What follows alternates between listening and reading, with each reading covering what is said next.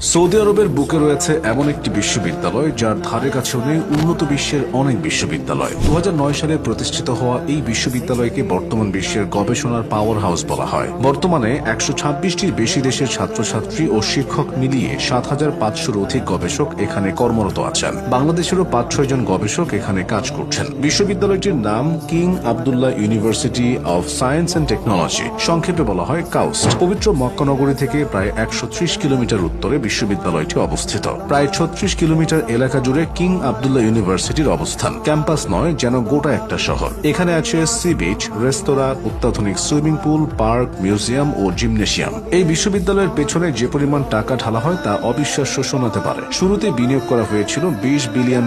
গবেষণার জন্য এখানে রয়েছে সুপার কম্পিউটার, যা পৃথিবীর সর্বাধুনিক সুপার কম্পিউটারগুলোর মধ্যে একটি। এখানকার ল্যাব 24 ঘন্টাই খোলা থাকে। এসব মিলিয়ে কিং আবদুল্লাহ ইউনিভার্সিটি হয়ে উঠেছে গবেষণার আঁতুড়ঘর।